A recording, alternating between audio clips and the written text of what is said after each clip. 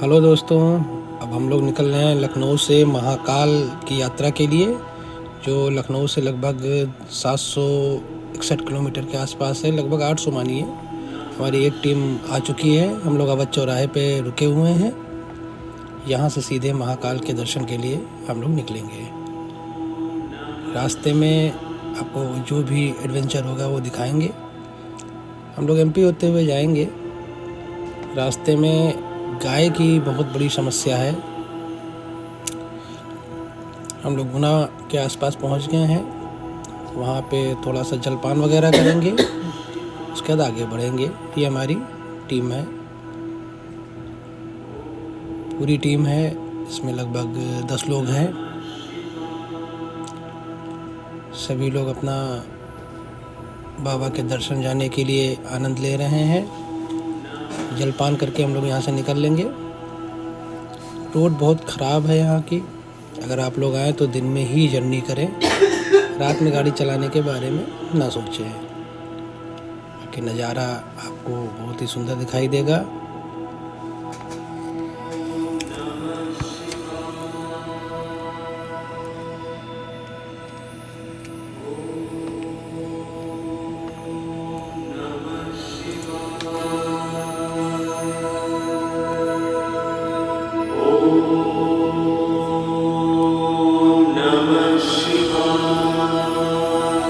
यहाँ से जलपान करके आगे निकलेंगे। यहाँ का टोल प्लाजा है, यहाँ पे काफ़ी मात्रा में ट्रक वगैरह खड़े हुए हैं। सब लोग नाश्ता कर लिए हैं, बस निकलने की तैयारी हो रही सीधे महाकाल बाबा के दर्शन के लिए। हम लोग यहाँ से 5 ज्योतिर्लिंग के दर्शन के लिए निकले हैं। इसमें से 2 एमपी की हैं, 3 महाराष्ट्र की हैं। उसके साथ साथ हम लोग शनि सिंगनापुर, माँ पीताम्बरी देवी और शिरडी साईं बाबा के दर्शन करेंगे। निकल लिए हम लोग यहाँ से। नज़ारा आप देख ही सकते हैं सूरज का कितना सुंदर है। सूरज में अस्त होता हुआ उगता हुआ।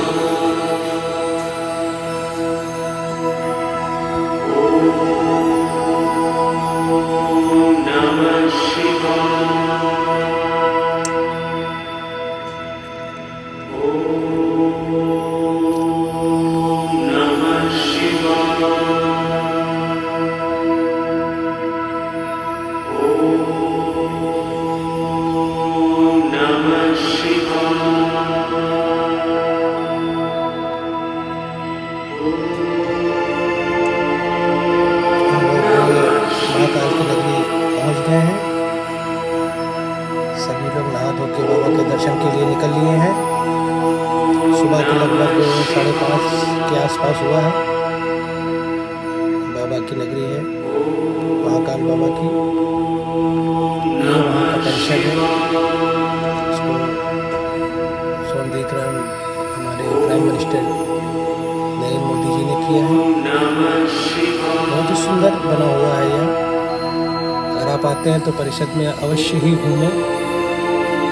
मनमोहक दृश्य है। हनुमान जी की पंचमुखी मूर्ति। पूरा कॉरिडोरियम घूमने में काफ़ी समय लगेगा। अंदर कैमरा अलाउ नहीं था, इसलिए हम लोग अंदर की फोटो नहीं खींचे हैं। आपको बाहर की फोटो दिखाएंगे।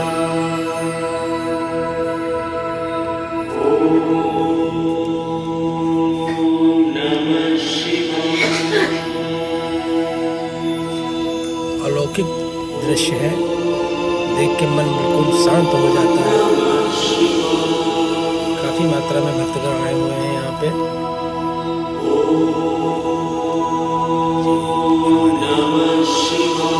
बाबा कालों के काल महाकाल बाबा भोलेनाथ। इसके बाद हम लोग यहाँ से जाएंगे काल भैरव के दर्शन के लिए। और काल भैरव बाबा के दर्शन के बाद हम लोग निकलेंगे महाकाल से सीधे घृणेश्वर, जो यहाँ के लगभग 450 किलोमीटर की दूरी है। और फिर घृणेश्वर से सीधे हम लोग जाएंगे शनि महाराज के दर्शन के लिए, जो रास्ते में ही पड़ेगा। इसी हिसाब से हम लोगों ने प्लान किया है कि कम से कम समय में ज़्यादा से ज़्यादा घूमा जाए। बहुत ही सुंदर नज़ारे हैं यहाँ के। ऑडिटोरियम तो इतना सुंदर बना हुआ है कि आपको क्या बताएं। ये हमारी माता रानी है जो नृत्य कर रही हैं, नृत्य लीला में लीन है। ये समुद्र मंथन की फोटो है जिसमें भोलेनाथ हमारे विष पी रहे हैं।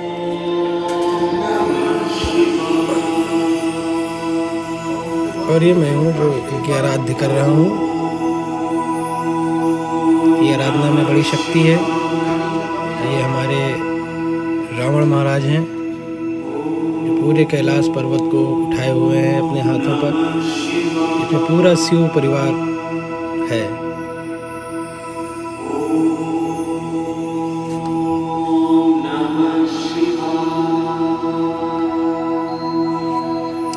यहाँ की दीवारों पे अलौकिक छवियाँ बनी हुई हैं प्रभु की। ये मेरा पहला ब्लॉग भी है। अगर आपको अच्छा लगे तो अच्छी बात है, ना अच्छा लगे कोई बात नहीं है। मौसम में वहाँ का थोड़ा से बादल छाए हुए हैं। ये भोलेनाथ अपनी बारात लेके जा रहे हैं माता रानी को लेने के लिए, माता पार्वती को लेने के लिए।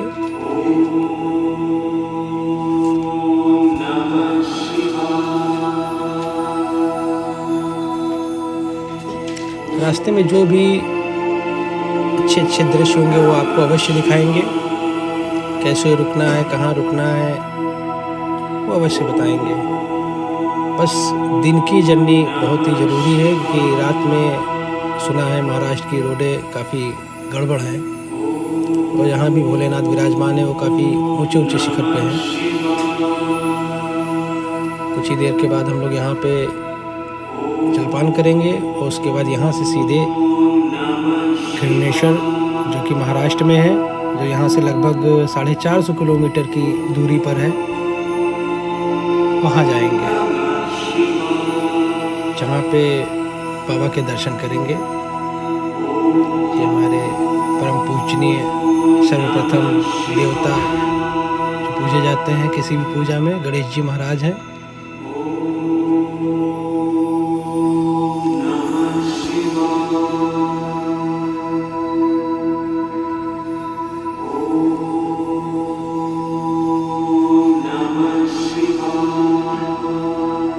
हमारे मित्र रवि जी हैं जो फोटो शूट करा रहे हैं।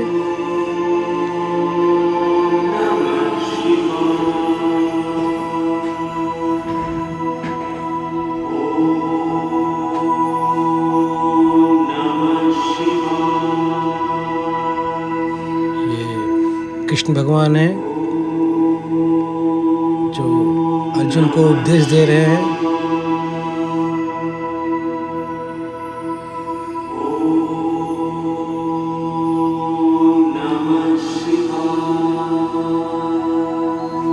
यह ऑडिटोरियम बहुत ही सुंदर बना हुआ है। इसमें कई देवी देवता की मूर्ति भिन्न भिन्न प्रकार से भिन्न भिन्न क्रिया करते हुए हैं। बहुत ही सुंदर बना हुआ है। यहाँ से तो हटने का मन ही नहीं करता है। मन करता है बस यहीं रहूं बाबा की नगरी में।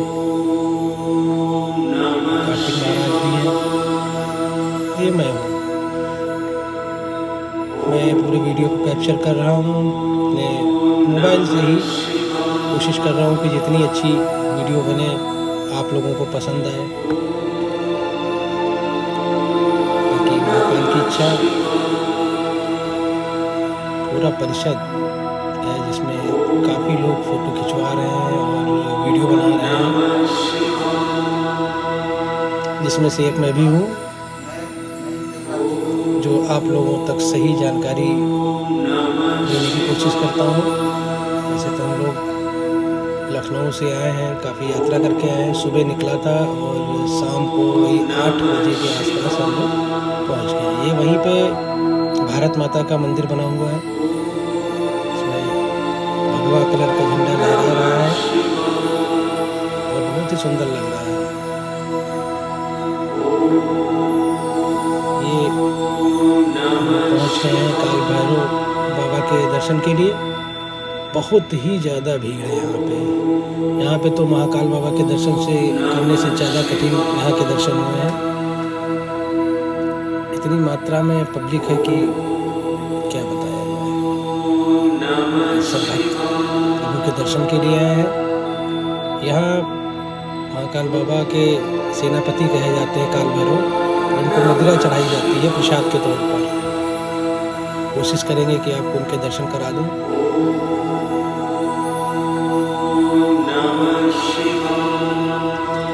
भीड़ बहुत धीरे धीरे आगे बढ़ रही है। हम लोग मुख्य द्वार के पास पहुंच गए हैं।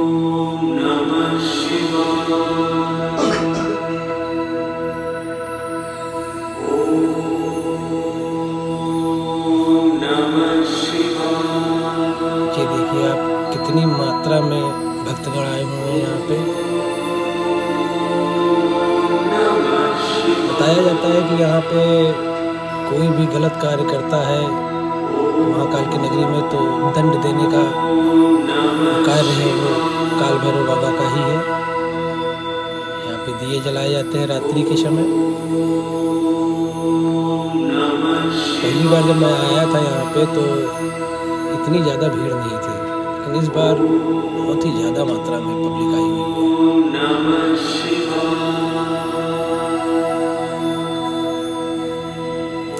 मुख्य द्वार पे पहुँच गए हैं। कुछ ही दूरी पर प्रभु विराजमान है।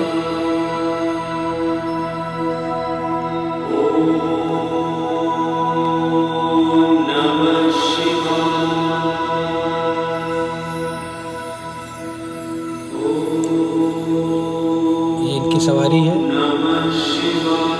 क्योंकि बताया जाता है कि इसी पे सवारी करके ही आगे बढ़ते हैं। हालांकि देखिए लिखा हुआ है कि मंदिर के अंदर कैमरा या फोटो खींचना अलाउ नहीं है। हम कोशिश कर रहे हैं कि आप लोग को दर्शन करा दिए जाए।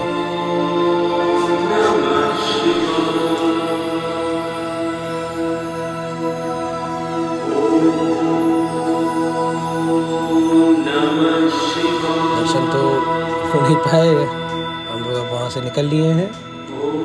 अब सीधे लगभग 450 किलोमीटर की जर्नी घृष्णेश्वर महाराज के दर्शन के लिए हम लोग निकले हैं। और वहीं पे एलोरा की गुफाएं भी हैं। आपको बता दें कि अगर आप जाएं तो मंगलवार के दिन ना जाएं, क्योंकि मंगलवार के दिन ये बंद रहता है। एलोरा की गुफाएं, अनंता एलोरा की गुफाएं बंद रहती हैं। हम लोग लगभग शाम तक पहुंचेंगे। हम लोग एक स्थान पर रुक के कुछ जलपान करने की कोशिश करेंगे। ये वो स्थान है जहाँ पे हम लोग स्टे भी करेंगे। अगर आप जा रहे हैं तो यहाँ अवश्य रुकें। यहाँ की सुविधाएं बहुत ही सुंदर हैं। ये शिवा पंजाबी ढाबा है। इनकी सर्विस और प्राइस इतने अच्छे हैं और खाना तो बहुत ही सुंदर और लजीज है। आपको दिखा रहे हैं, इसीलिए कुछ भी ऑर्डर करिए विद इन 2 मिनट्स में आपके पास सब कुछ पहुंच जाता है। बहुत ही साफ़ सुथरा और बहुत ही अच्छा बना हुआ है शिवा पंजाबी ढाबा। अगर आप जाते हैं तो वहाँ अवश्य जाएं। हम लोग ने यहीं पे स्टे किया हुआ है और यहाँ से अब सुबह निकलेंगे। यहाँ से लगभग 25 से 30 किलोमीटर के आसपास, या लगभग कह सकते हैं 50 किलोमीटर के आसपास पड़ता है। ये हमारे रवि भाई हैं, कह रहे हैं जल्दी निकला जाए नहीं तो देर हो जाएगी। अब यहाँ से सीधे हम लोग घृष्णेश्वर महाराज के दर्शन के लिए निकलेंगे। ये हाईवे पे ही बना हुआ है शिवा पंजाबी रेस्टोरेंट। अगर आप लोग आते हैं तो यहाँ रुकें, कि मैंने कई जगह रेट पता किए थे। इनके रेट भी अच्छे हैं और खाना तो बहुत ही अच्छा हुआ है। ये हमारी टीम है, पूरी तैयार है निकलने के लिए। महाकाल का नाम लेके हम लोग निकल लिए हैं। घृष्णेश्वर महाराज के दर्शन के लिए। ये घृष्णेश्वर महाराज है। अंदर कैमरा अलाउ नहीं है, इसलिए अंदर के फ़ोटो वगैरह आपको थोड़ी सी कोशिश करेंगे दिखा दें। ये फ़ोटो किसी दूसरे बंदे से खिंचवाई गई थी उसी के कैमरे से। इसमें अंदर जाके ऊपर का वस्त्र उतार दिया जाता है, ऊपर बदन पे कोई कपड़ा नहीं रहता है और आप फिर दर्शन करते हैं। ये हमारी पूरी टीम है जो महाराज के दर्शन के लिए आई है, बाबा की अर्जी लगाने आई है। सभी लोग अपनी अर्जी लगाने आए हैं और मेरा ये मानना है कि यहाँ आए, दर्शन करें, आपको अवश्य ही शांति प्राप्त होगी। हम लोग के दर्शन बहुत ही अच्छे हुए हैं। अंदर जाते समय ऊपर के वस्त्र उतारे जाते हैं और लौटेंगे तब आप उस वस्त्र को धारण कर सकते हैं। यहाँ से अब हम लोग सीधे निकलेंगे शनिदेव महाराज के दर्शन के लिए, जो यहाँ से लगभग 110 किलोमीटर के आसपास है।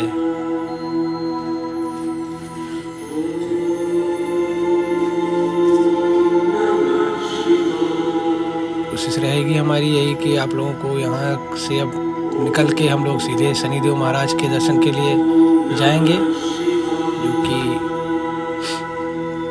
शनि शिंगणापुर में स्थित है। हम लोग को पहुँचते पहुँचते शाम हो जाएगी। उम्मीद है कि शनिदेव महाराज के दर्शन अच्छे मिलें। ये रास्ते का नज़ारा है। जब आप घृष्णेश्वर महाराज के दर्शन करने के बाद आप शनि शिंगणापुर जाएंगे तब ये सब रास्ते में आपको व्यूज मिलेंगे।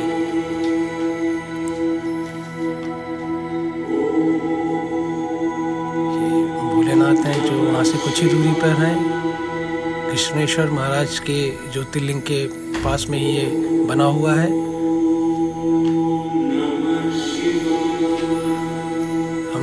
उतर के थोड़ी सी फ़ोटो वगैरह ली है यहाँ पे। उसके बाद हम लोग यहाँ से सीधे शनि शिंगणापुर के लिए निकलेंगे।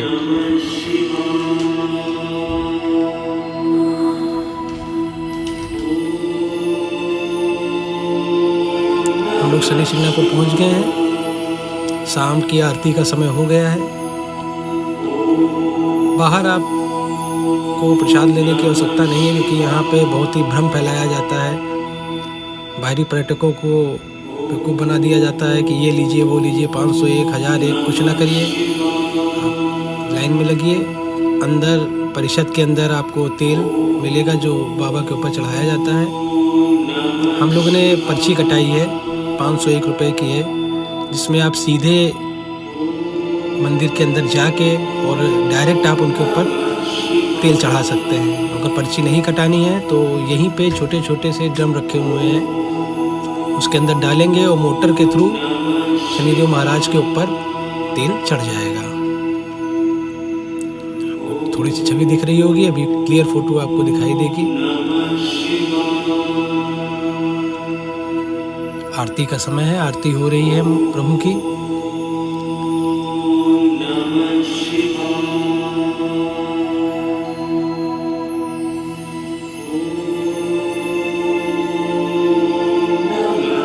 ओम शनिश्चराय नमो नमः। ये है जो मोटर के थ्रू इनके ऊपर तेल चढ़ाया जाता है। अगर आप पर्ची कटाते हैं तो जैसे ही आप डायरेक्ट तेल चढ़ा सकते हैं। तेल की सीसी का रेट भी अलग अलग है, जैसा आप चढ़ाना चाहें। अब हम लोग पहुंच गए हैं यहाँ से सीधे शिरडी बाबा, जो यहाँ से लगभग 80 किलोमीटर के आसपास है। होटल में हम लोग रुके हुए हैं और अब यहाँ से तैयार होकर सीधे शिरडी बाबा के दर्शन के लिए जा रहे हैं। हमारे मित्र इसीलिए पीला वस्त्र पहने हुए हैं कि बाबा को पीला रंग बहुत पसंद है। साईं बाबा को, साईं बाबा के दर्शन के बाद हम लोग सीधे निकलेंगे भीमाशंकर महाराज के दर्शन के लिए, जो लगभग यहाँ से 200 किलोमीटर के आसपास है। रास्ता भी काफ़ी कठिन है। शिरडी बाबा के अंदर कैमरा अलाउ नहीं था, इसलिए फ़ोटो नहीं खींची। हम लोगों ने बाहर ही फ़ोटो खींची है। ये पीछे जो आपको गोल्डन कलर का टेंपल दिखाई दे रहा है, यही हमारे महाराज श्री शिरडी बाबा साईं बाबा विराजमान है। यहाँ से निकल के हम लोग कुछ दूर पे पहुँचे हैं और वहाँ थोड़ा सा नाश्ता वगैरह करेंगे और इसके बाद सीधे भीमाशंकर महाराज के दर्शन करेंगे। भीमाशंकर में बताते हैं काफ़ी ऊंचाई पर है और उसके बाद लगभग 300 सीढ़ियाँ उतर के जाया जाता है, फिर उनके दर्शन प्राप्त होते हैं। निकल लिए हैं। काफ़ी पहाड़ी एरिया है, थोड़ी थोड़ी बारिश होने की भी संभावनाएं लग रही हैं।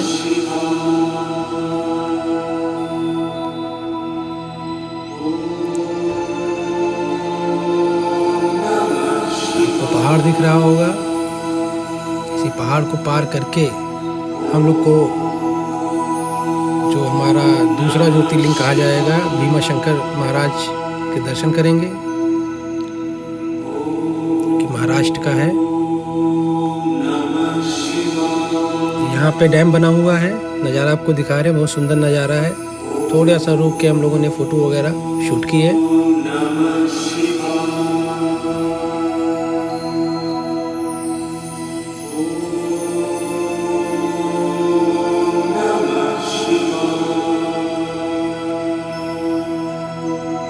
हमारी टीम है और ये डैम बना हुआ है।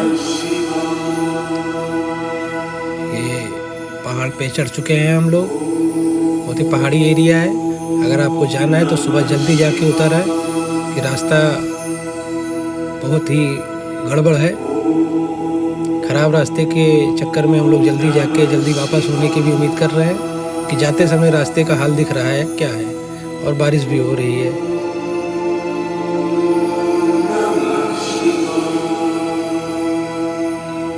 मौसम ही बहुत सुंदर है, चारों तरफ हरी हरी घास, हरे हरे पेड़ देख के बिल्कुल मन शांत हो जाता है।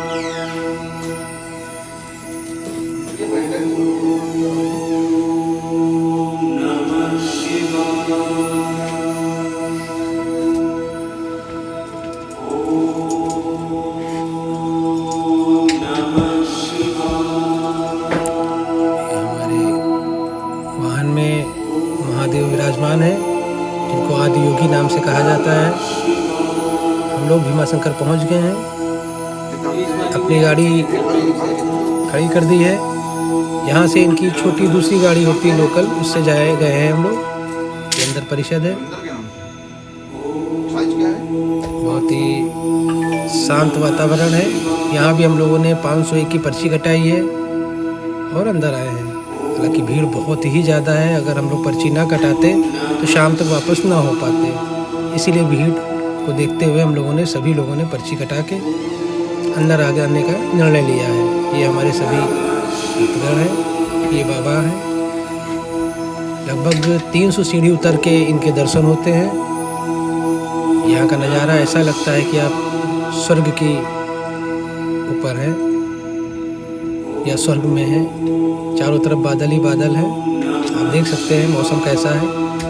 दर्शन करने के बाद अब हम लोग यहाँ से सीधे निकलेंगे त्र्यंबकेश्वर के लिए, लेकिन रास्ते में कहीं ना कहीं रुकना पड़ेगा। यहाँ से जल्दी निकल के हम लोग कहीं स्टे करेंगे, उसके बाद त्र्यंबकेश्वर बाबा के दर्शन करेंगे।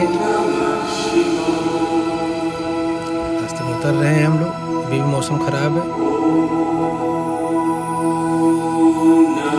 यहाँ का हाईवे है, नीचे उतर आए हैं हम लोग। अब कहीं देखेंगे जहाँ पे भी सुविधा अनुसार होगा, वहाँ पे हम लोग रुकेंगे रात में, और फिर सुबह उठ के भीमा शंकर बाबा के दर्शन के लिए निकलेंगे। नहीं, त्र्यंबकेश्वर के लिए निकलेंगे। भीमा शंकर के तो दर्शन हो गए हैं, अब यहाँ से त्र्यंबकेश्वर निकलेंगे, जो कि यहाँ से लगभग 250 किलोमीटर है।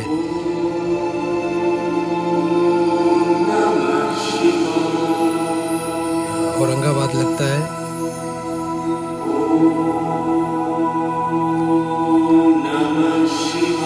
त्र्यंबकेश्वर पहुँच रहे हैं।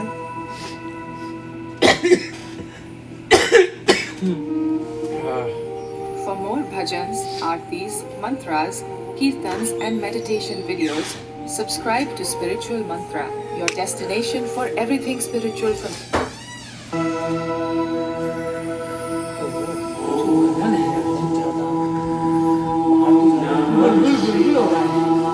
ऐसा लग रहा चल रही है। ये हम लोग त्र्यंबकेश्वर पहुंच गए हैं और कहीं पे गाड़ी पार्क करेंगे, फिर लाइन में लग के बाबा के दर्शन करेंगे। बहुत ही सुंदर नज़ारा है, बहुत ही अच्छे अच्छे पहाड़ हैं, सुंदर सुंदर। यहीं पे बताते हैं कि हनुमान जी का भी जन्म हुआ था। हनुमान जी का जन्मस्थल भी है। ये त्र्यंबकेश्वर नगर निगम परिषद है। ये मां अंजनी है, यहाँ पे ये मंदिर है और यहाँ पे हनुमान जी का जन्म भी हुआ था।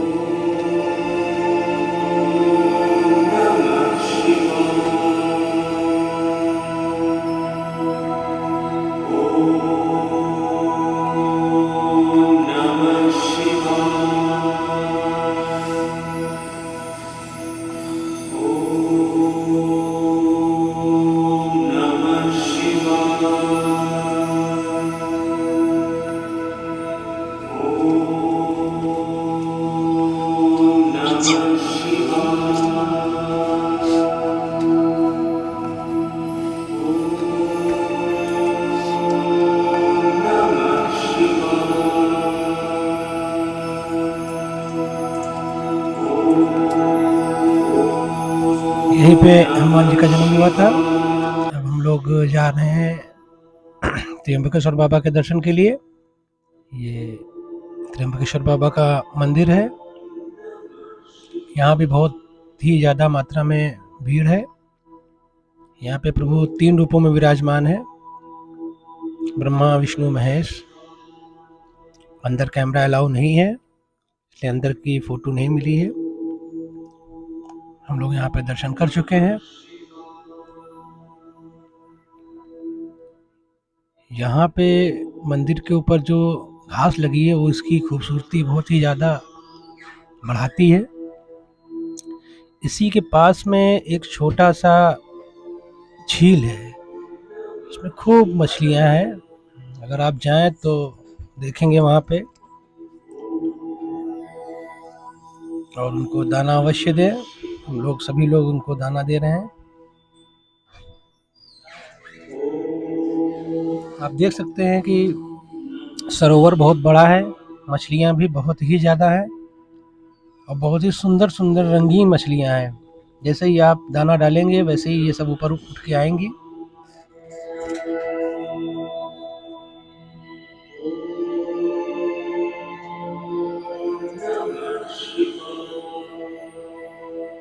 ये देखिए,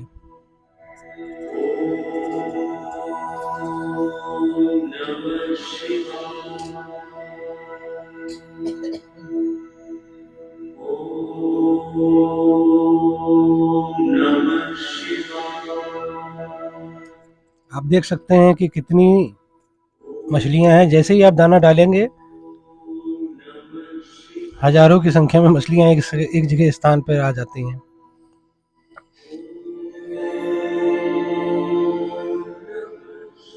इसके बाद हम लोग सीधे निकलेंगे ओमकारेश्वर ज्योतिर्लिंग के दर्शन के लिए, जो लगभग यहाँ से 500 किलोमीटर की दूरी पर है। यही ये पहाड़ है जहाँ से बहुत ही ऋषि मुनि तपस्या की है और सिद्धि प्राप्त की है। त्र्यंबकेश्वर मंदिर के ठीक पास में ही ये सरोवर बना हुआ है। कुछ ही देर में हम लोग यहाँ से निकल लेंगे।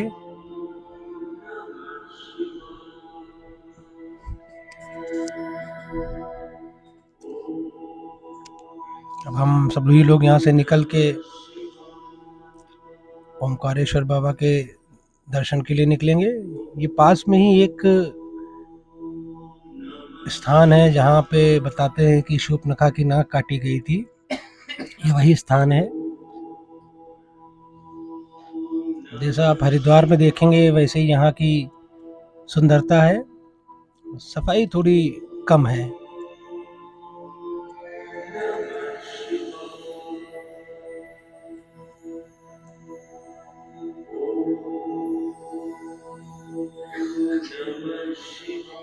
बस हम लोग यहाँ से निकल रहे हैं। रास्ते में हमें रुई कपास जिसे बोलते हैं उसका पेड़ मिला है। इधर इसकी खेती बहुत ही ज़्यादा मात्रा में होती है। ये इसके पेड़ हैं। जब आप वहाँ से निकलेंगे ओमकारेश्वर के लिए तब दिखेगा।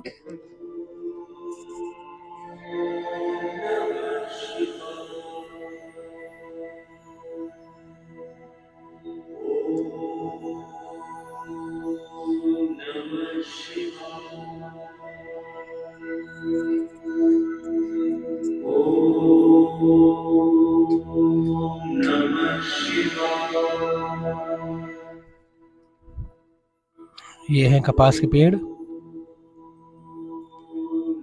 आप देख सकते हैं दूर दूर तक इसकी खेती हो रही है।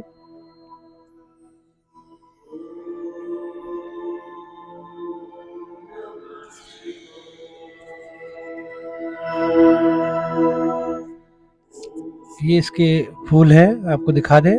ये देखिए मैंने रुई निकाली है, यही रुई है, इसे कपास भी बोलते हैं।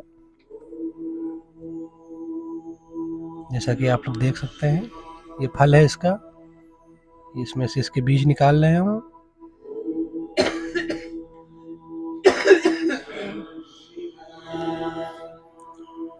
ये कच्चा फल है और जब ये फल पक जाता है तो उसी के अंदर से रुई निकलती है। तो मैं दिखाता हूँ आपको, ये फूल है इसका वाइट कलर का।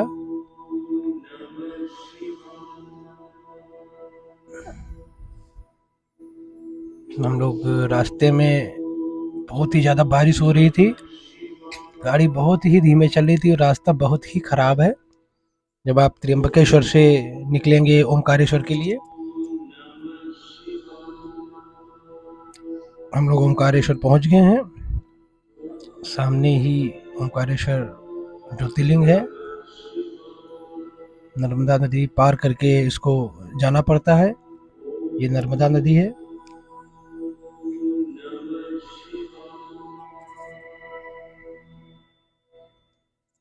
इसके कण-कण में शिवजी विराजमान है, ऐसा माना जाता है। ये है ओमकारेश्वर ज्योतिर्लिंग।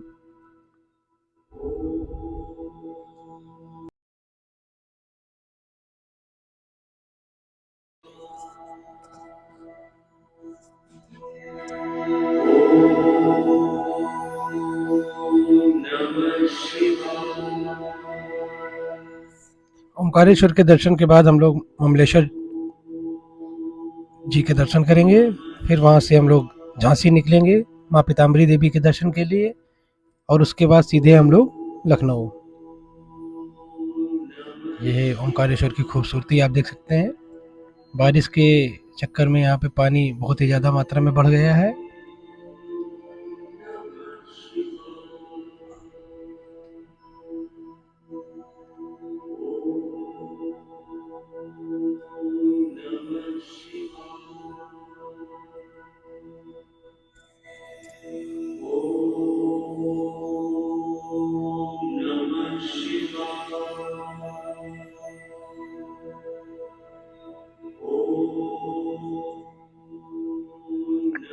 ये ममलेश्वर महादेव हैं। ये अंदर का नज़ारा है।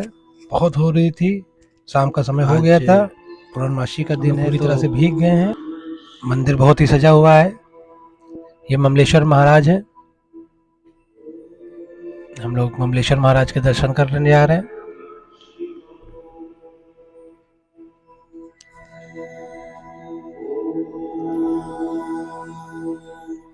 अगर आपको वीडियो अच्छा लगे तो बहुत अच्छी बात है, नहीं तो मैं प्रयास करूंगा दोबारा ब्लॉग बनाने के लिए, और ही इससे बेहतर। ये ममलेश्वर महाराज है। रात हो गई है, हम लोग यहीं रात में रुकेंगे। उसके बाद यहाँ से सुबह झांसी की ओर प्रस्थान करेंगे, जो लगभग यहाँ से कह सकते हैं 550 किलोमीटर के आसपास है। ये ममलेश्वर महादेव हैं, आप दर्शन कर सकते हैं। ये माँ पीताम्बरी देवी हैं झांसी में, इनके दर्शन हो गए हैं। अब यहाँ से फिर हम लोग लगभग 350 किलोमीटर है लखनऊ। अब हम लोग वहीं प्रस्थान करेंगे। जय महादेव, जय महाकाल, शुभ रात्रि।